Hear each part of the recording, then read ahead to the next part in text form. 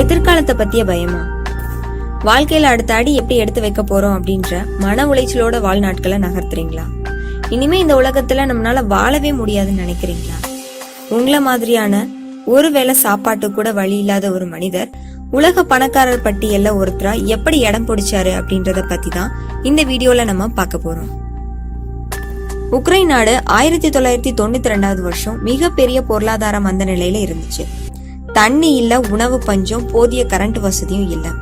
இனிமேலும் இங்க வாழ முடியாது அப்படின்ற ஒரு முடிவுக்கு வந்து ஜான் கோம் அப்படின்ற 16 வயசு மகனை கூட்டிட்டு அமெரிக்காவுக்கு அகதியா குடிபெயர்றாங்க ஒரு அம்மா.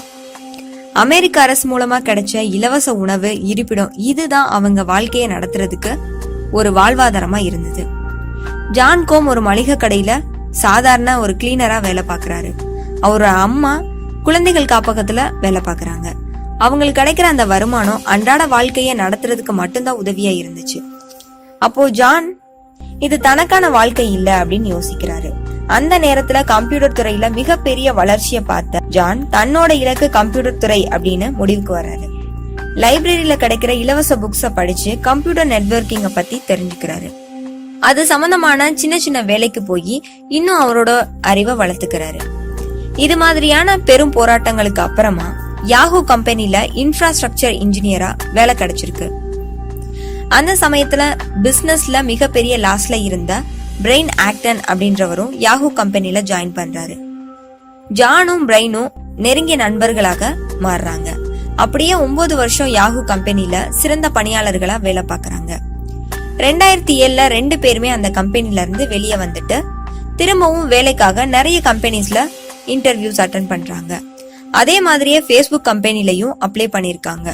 அவங்களோட சூழ்நிலை அவங்களுக்கு எங்கேயுமே வேலை கிடைக்கல. அப்போதான் ஜானுக்கு அடுத்த மிகப்பெரிய ஒரு அதிர்ச்சி காத்திருந்தது. தனக்கு ஒரே ஆதரவா இருந்த தன்னோட அம்மா கேன்சர் நோய் மூலமா இறந்துட்டாங்க. தோல்வி, துயரம், இழப்பு, இதுக்கு மேல இழக்கிறதுக்கு எதுவுமே இல்ல அப்படின்ற நிலைமைக்கு ஜான் தள்ளப்படுறாரு. அவரோட தனிமையை போக்குறதுக்காக அவரோட நண்பர் பிரைன் அவரை தன்னோட ரூமுக்கு கூட்டிட்டு போய் அவருக்கு சின்ன சின்ன சந்தோஷங்களை ஏற்படுத்தி அவரோட மனச மாத்துறாரு. அடுத்து என்ன பண்ணலான்னு யோசிச்சுக்கிட்டே ஒரு நாள் தன்னோட ஆப்பிள் மொபைல பார்த்துட்டு இருந்தப்போ திடீர்னு ஒரு சிந்தனை, நம்மளும் ஒரு ஆப் உருவாக்குனா என்ன? இத பத்தி தன்னோட ஃப்ரெண்டு கிட்ட சொல்றாரு.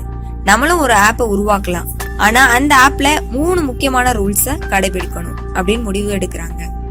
அந்த 3 ரூல்ஸ் என்ன அப்படின்னா, தன்னோட ஆப்ல எந்த விதமான அட்வர்டைஸ்மெண்ட்ஸும் வரக்கூடாது, தன்னோட எளிமையான யூசர்ஸ் இன்டர்ஃபேஸ் மூலமா கஸ்டமர்ஸை சாட்டிஸ்ஃபை பண்ணணும், தன்னோட யூசர்ஸோட டேட்டாக்கு ஹை செக்யூரிட்டி கொடுக்கணும். இந்த 3ஐயுமே கடைபிடிக்கணும் அப்படின்னு சொல்லிட்டு முடிவுக்கு வர்றாங்க.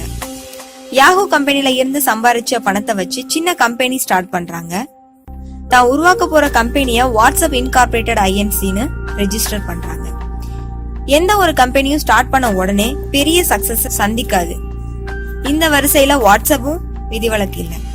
4 மாசத்துக்கு அப்புறமா ஆப்பிள் கொண்டு வந்த புஷ் நோட்டிபிகேஷன் ஆப்ஸ் பயன்படுத்தி வாட்ஸ்அப் 2.0 வெர்ஷனை ரிலீஸ் பண்றாங்க. ரிலீஸ் பண்ண 1 மாசத்துல 2,50,000 யூசர்ஸ் கிடைச்சிருக்காங்க. அன்னையில இருந்து இன்னைக்கு வரைக்கும் வாட்ஸ்அப்போட வளர்ச்சியை யாராலையுமே தடை பண்ண முடியல. வெறும் 55 எம்ப்ளாயிஸ வச்சு மில்லியன்ஸ் ஆஃப் யூசர்ஸ்க்கு சர்வீஸ் பண்ணிட்டு இருக்காங்க. வாட்ஸ்அப்போட இந்த அபார வளர்ச்சியை பார்த்த ஃபேஸ்புக் நிறுவனர் மிஸ்டர் மார்க் ஜுக்கர்பர்க் வாட்ஸ்அப் நிறுவனத்தை வாங்க ஒரு முடிவெடுத்திருக்காரு. எந்த கம்பெனி அவங்கள நிராகரிச்சிச்சோ அந்த கம்பெனிக்கு தன்னோட ப்ராடக்டான வாட்ஸ்அப்ப $19 பில்லியன் வித்துடுறாங்க. அப்பவும் கூட ஜான் அவர் சொன்ன 3 நிபந்தனைகளை கடைசி வரைக்கும் கடைபிடிக்கணும்னு சொல்லி வித்திருக்காரு. வாட்ஸ்அப்ப வித்தது மட்டும் இல்லாம ஒன் ஆஃப் த போர்ட் மெம்பராவும் ஜாயின் பண்ணிடுறாரு மிஸ்டர் ஜான். இது மூலமா நம்ம என்ன தெரிஞ்சுக்கணும் அப்படின்னா, உழைக்காம எந்த ஒரு வெற்றியுமே கிடைக்காது. தோல்வியை கண்டு தோழக்கூடாது. எந்த ஒரு சூழ்நிலையும் தன்னோட வெற்றிக்கு தடையா இருக்க கூடாது. Like, comment and subscribe.